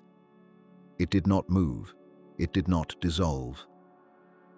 By the time the sun had climbed higher, it had resolved into a low green rise ringed with white surf, a scrap of coral and limestone thrown up out of open ocean with no other land anywhere near it, and the boats turned toward it as if they had been called. Henderson Island, though none of the men in the boats would have known its name at the time, sat alone in a stretch of the Pacific where a chart of that era offered little more than a guess and a prayer. You would have felt the boat quicken, oars pulling harder without anyone giving the order, the way a body remembers hope even after it has stopped expecting it. And when the keel at last touched sand, when men who had not stood on anything but a rocking plank in weeks put their bare feet down onto ground that did not move beneath them, there is no need to imagine relief as some grand and shouted thing. It was quieter than that. Some of them, by every account that survives, simply sat down where they landed and stayed there a long while, letting the stillness of solid earth do something to their legs and their stomachs that the ocean never could. For a day or two, the island gave what a starved and salt-cracked crew might have hoped for. There was a spring of fresh water low on the shore, brackish but drinkable, the first sweetness any of them had tasted in longer than they could easily count. There were crabs picking among the rocks and seabirds nesting in numbers thick enough that a man could take a dozen with his hands before the flock even troubled to lift away. You can picture the fires that first evening, small driftwood fires ringed by men eating meat that had not come from a shared and measured store, nobody rationing anyone else's mouthful, nobody keeping the tally that had governed every scrap of food since the whale struck. For those first hours, Henderson Island must have felt less like a landfall than a kind of pardon. But an island that size, and this is the plain arithmetic of it, was never going to feed 20 men for more than a matter of days. The birds that seemed endless on the first afternoon grew wary and scarce by the third. The crabs, picked over along every accessible stretch of shore, thinned out faster than they could breed back. The spring, generous enough for a handful of shipwrecked sailors resting a night or two, could not keep pace with 20 throats drinking from it every day, and by the end of the first week, the same men who had sat down in disbelieving relief were combing the same rocks over and over for food that was no longer there to find. If your eyes are already closing, let this next part settle over you gently rather than sharpen you awake. It is only the slow, unglamorous math of hunger reasserting itself, the kind of arithmetic that does not need violence to be terrible, only time. So the question that had to be asked, quietly around one of those dwindling fires, was this. If the island could not keep them, what was actually left to decide? Because staying meant staying with almost nothing, and going meant trusting the boats again, trusting the same ocean that had already taken their ship and left them adrift for weeks on end, on the strength of a chart that might or might not carry them anywhere at all. It was First Mate Owen Chase and Captain George Pollard, still leading their separate boats as they had since the day the whale struck, who worked out between them what the island could not give and what the mainland of South America might still offer, however far off and however uncertain the crossing. The decision that formed was not unanimous, and it did not need to be.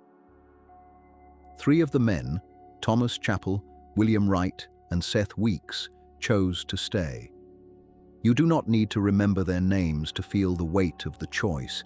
It is enough to know that these were ordinary sailors weighing a wretched but survivable stillness against a wager on open water, and that they chose the stillness. There is something almost unbearably human in how that choice was made, and in how little ceremony seems to have marked it.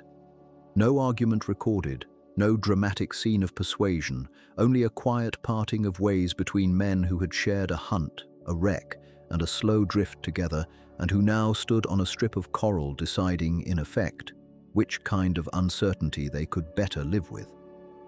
The 3 who stayed knew the island could barely feed them, but at least it did not move beneath their feet in the dark.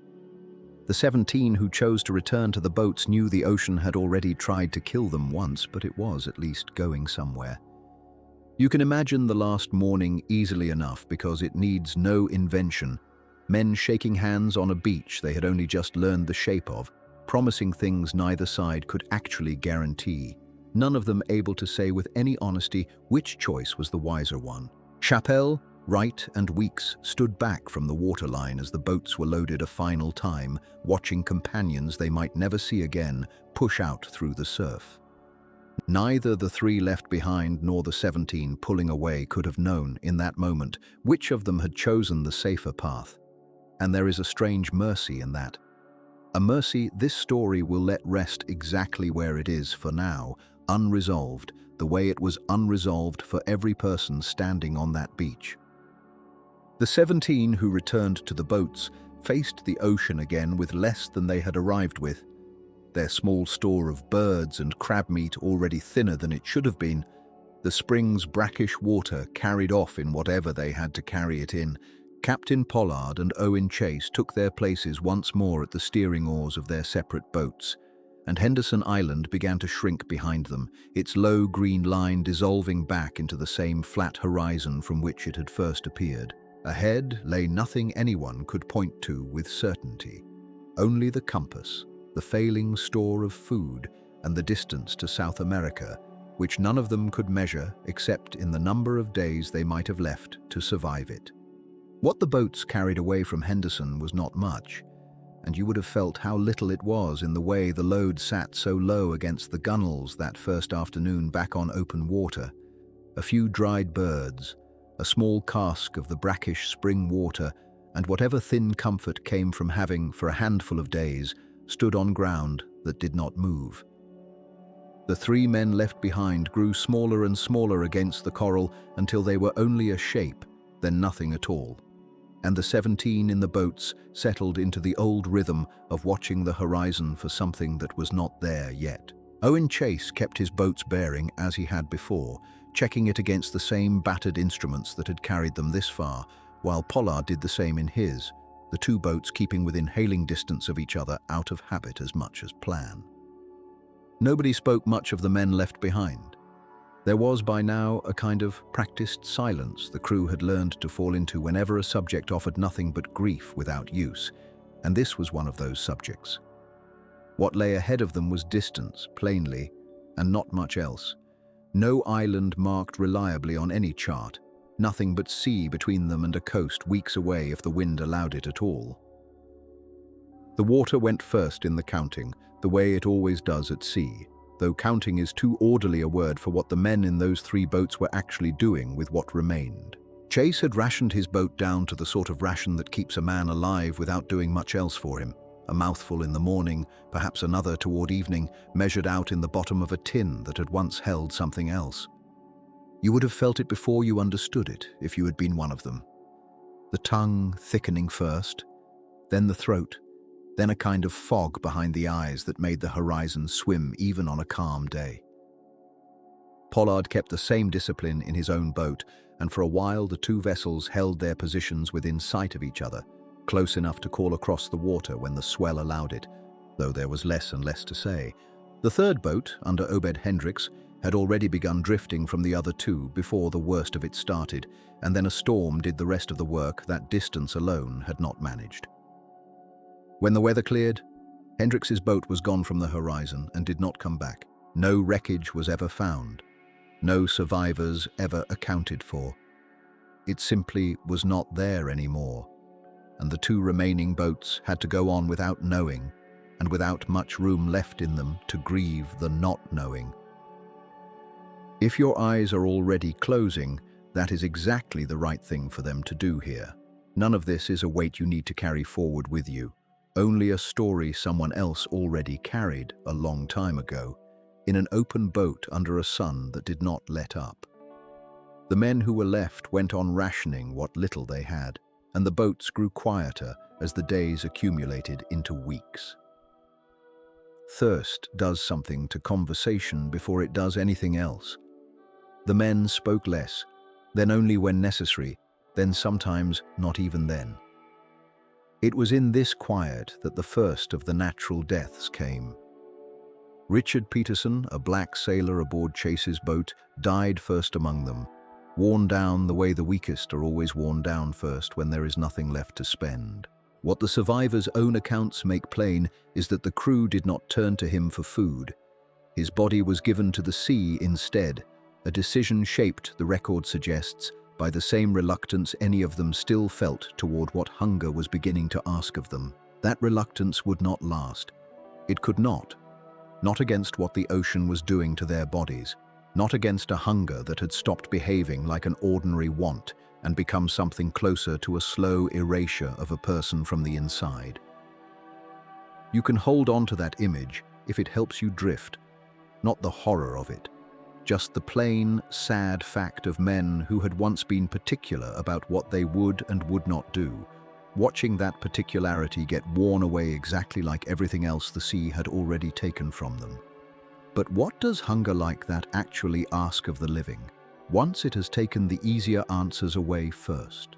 It asks eventually for the thing the survivors would spend the rest of their lives trying not to describe in more detail than the record required, and which this story will hold with the same restraint they themselves used when they finally wrote it down. Isaac Cole died next in Chase's boat, sometime after Peterson, and this time there was no burial at sea. The men had crossed, without any of them marking the exact moment it happened, into a version of themselves that would do what was necessary to keep breathing. And they did it, and Chase recorded it afterward in language so plain and so unadorned that it reads almost like a ship's log rather than a confession, which in its way is exactly what it was. You do not need the particulars to understand what happened in that boat, only the fact of it offered here the way the survivors themselves eventually offered it, without embellishment, because none was needed, and because the truth of it was already heavier than anything language could add to it. Aboard Pollard's boat, the same arithmetic was working itself out on a different set of men, and it was here that the ordeal produced its cruelest documented moment.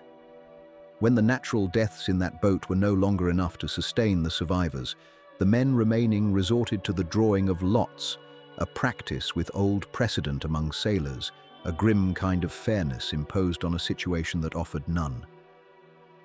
The lot fell to Owen Coffin, a young crewman who was, as the record states plainly, and without any softening available to spare him, Captain Pollard's own cousin, a boy Pollard had promised the boy's mother he would look after when they'd sailed. Pollard is said to have offered to take the boy's place, and Coffin is said to have refused him, saying only that the lot was fair and he would abide by it. Another lot was then drawn to determine who would carry out what the first lot required, and it fell to Charles Ramsdell, a young man barely older than Coffin himself, who did what the drawing demanded of him because there was, by that point in the ordeal, no longer any version of refusal left available to anyone in that boat. Pollard would carry the memory of his cousin's death for the rest of his long life afterward, in a silence that those who knew him later described as almost total on the subject, a grief with nowhere left to go, and so it simply stayed where it was put.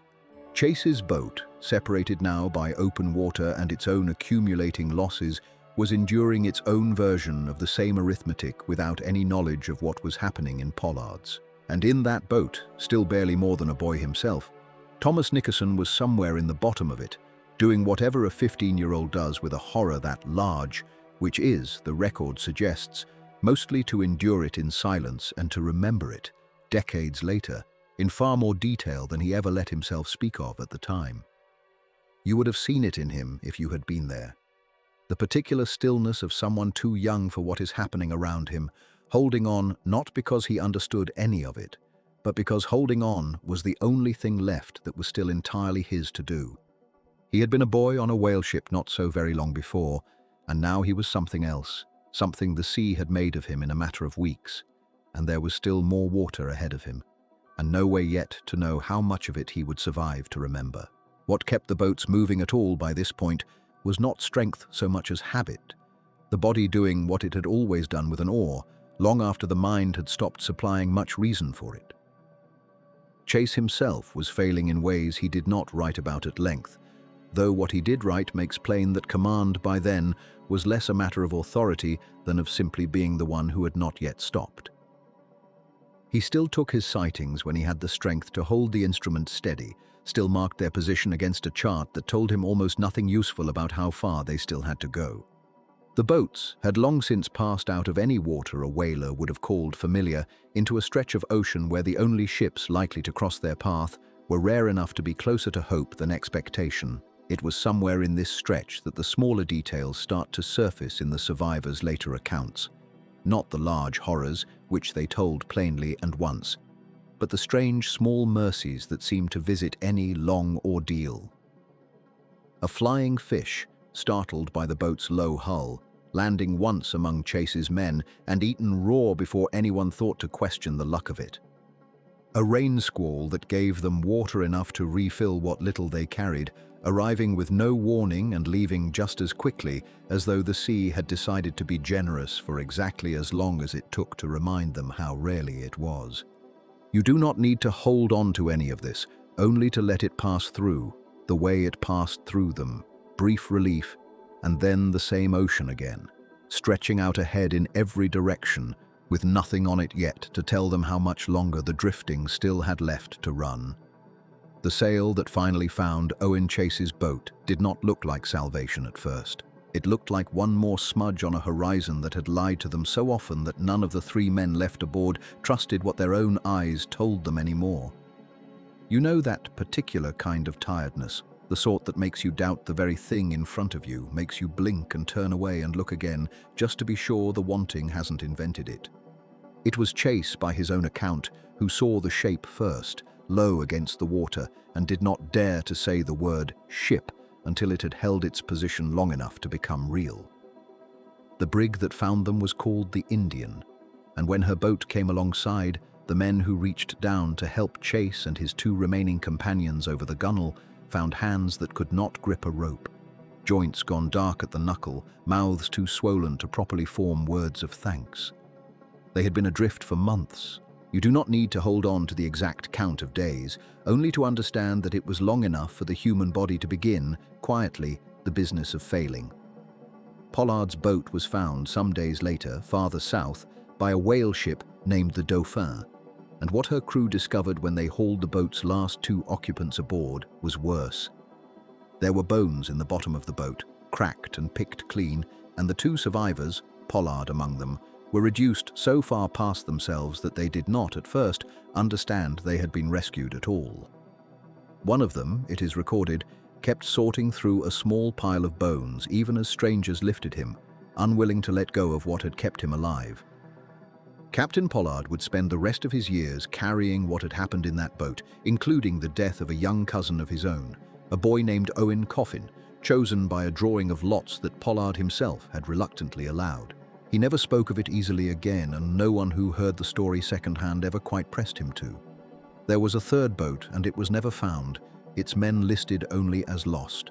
And there were three more men still, left behind weeks earlier on a scrap of land too small and too dry to keep anyone alive for long, Henderson Island, a place that offered only enough to prolong suffering rather than end it.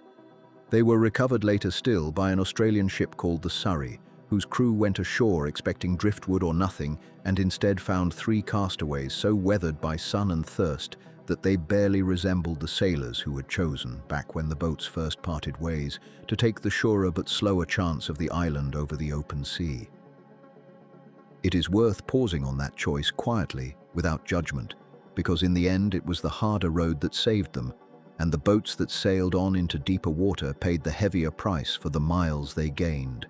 But a rescue at sea, however welcome, is only the middle of a story like this one. What waited for these men back on land was not the relief you might expect, and it is there the story now has to turn. Nantucket, when word finally reached it, received its returning sons with something quieter than celebration. This was a whaling town, built on the understanding that the sea sometimes demanded terrible payment, and the people who lined the wharves to see Pollard and Chase and the others step ashore did not gasp or turn away at what had been done in those boats to survive. They had buried too many of their own already to pretend the ocean was gentle.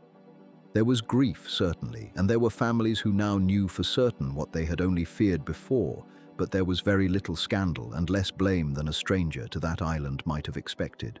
You would have found, walking those same streets in the weeks after, a town that simply absorbed the news the way it absorbed every other loss the sea handed it, folding it quietly into the long list of what whaling cost.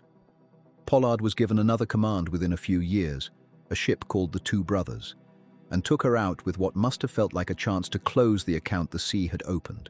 Instead, she struck a reef in the dark, and Pollard survived a second wreck, which was more than most captains of the age could say, and considerably more than any of them wanted. No owner would trust him with a ship after that. He spent the remainder of his working life on land as a night watchman walking the same streets that had watched him come home the first time, a role so far beneath what he had once commanded that it reads, even now, like a kind of quiet penance he had assigned to himself. Chase went back to sea and, for a time, prospered at it, rising eventually to a command of his own. It was in these years that he set down his account of the Essex in writing, a narrative published not long after the wreck and read widely enough that it likely reached the desk of a young novelist who was, at that very time, gathering material of his own. But the years afterward were not kind to Chase. He was troubled by headaches, by a fear of hunger so deep that he took to hiding food around his house even when there was no shortage of it.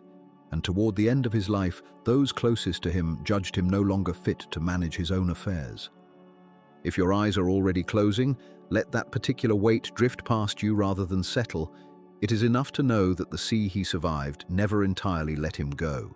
Nickerson, the cabin boy who had been barely more than a child when the whale struck, lived the quietest life of the three, and for decades said almost nothing in writing about what he had witnessed. It was only much later, prompted by someone who had heard fragments of his story and urged him to set it down properly, that he finally wrote his own account, in a plain, careful hand, describing the wreck much as he must have turned it over privately for 50 years beforehand. That manuscript was set aside, misplaced, and would not surface again for a very long time, which is itself part of why this story reaches you now in such close and vivid detail. 3 separate memories written down across 3 different lifetimes, each one catching something the others missed. It is because of those pages, more than anything carved into a ship's timber or logged in a harbor record, that the Essex is remembered at all. And it is to what the world eventually made of that memory, the whale and the story it became, that the account now turns. Nickerson's pages sat for years in a house on the island, tucked away the way a person tucks away something too heavy to look at often, but too important to burn. You can picture the drawer they might have rested in, the paper gone soft at the folds, the ink a little faded from whatever light found its way in. He was not a man who courted attention, and by the time he finally agreed to write, most of Nantucket's whaling trade had already moved on without him. The harbor quieter than it had been in his youth, the ships fewer. He wrote anyway in that plain hand, because someone had asked, and because perhaps there is a point in a long life where the silence itself becomes heavier than the telling. What none of the three men could have known, setting down their separate versions in 3 separate decades, was how far the story would eventually travel beyond the island that made it. Chase's narrative, the one printed soonest after the wreck, moved through the world in the ordinary way books did then, passed hand to hand, read aloud in some houses, left in others. It reached whaling ports up and down the coast, and it reached eventually a young man who had already spent time before the mast himself, and who understood exactly what it meant for a ship to be broken by something the crew had gone out hunting rather than fearing. He was not on Nantucket when he read it.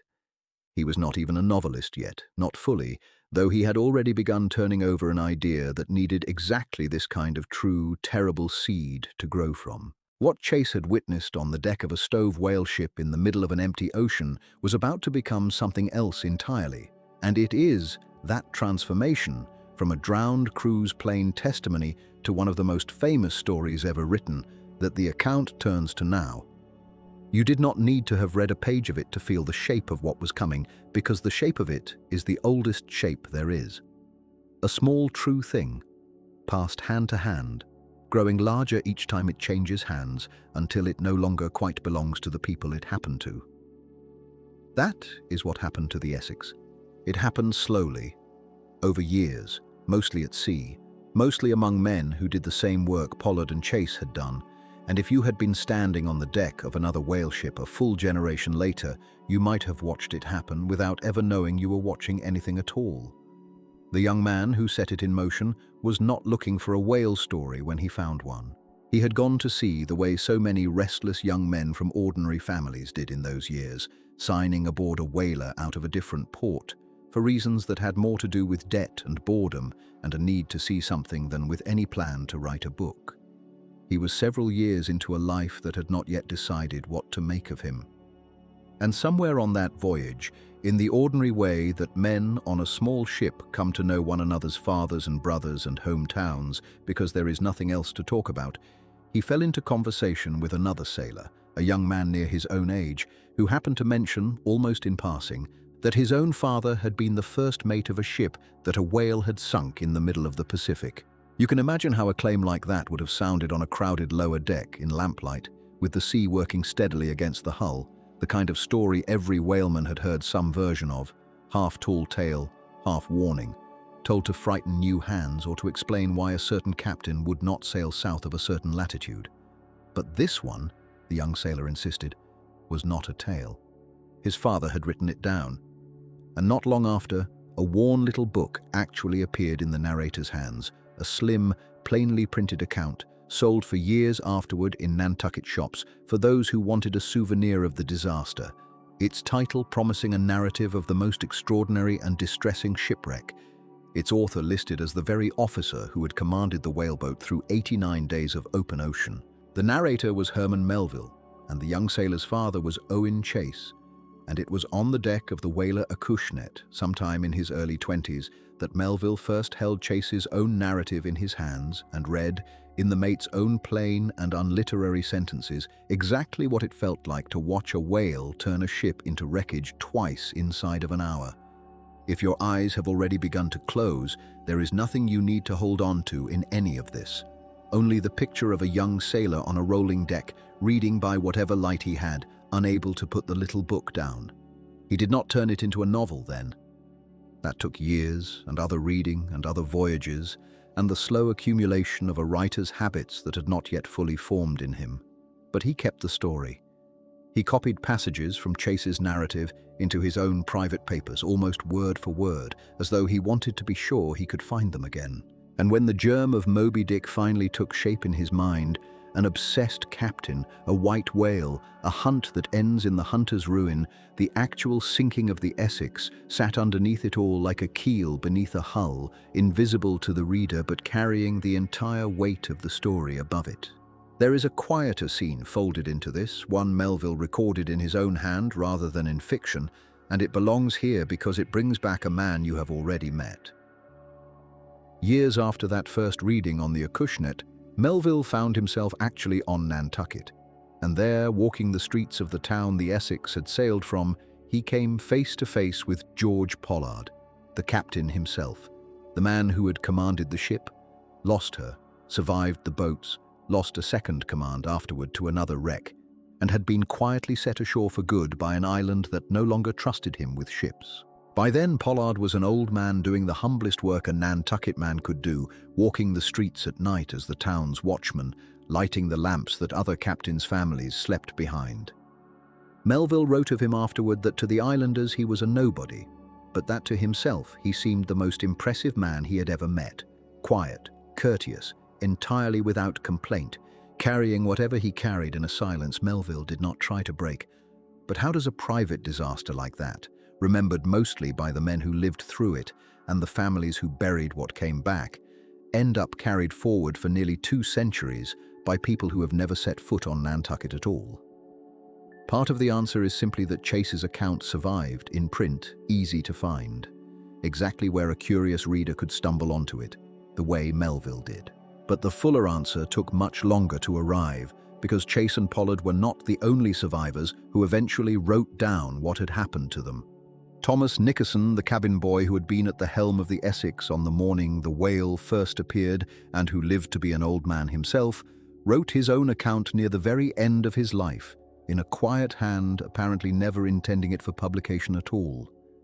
It sat afterward in private hands, then in an attic, forgotten in the way so many family papers are forgotten, until it was found decades later, long after everyone who had sailed on the Essex was gone, and finally published for anyone to read.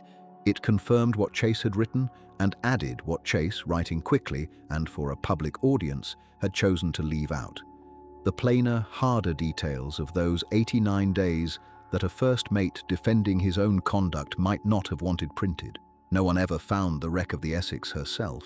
She went down in open ocean, in water too deep and too far from any coast for the kind of search that finds ships, and she remains exactly where the whale left her, unmarked, unrecovered, one of the countless whaling wrecks the Pacific simply keeps.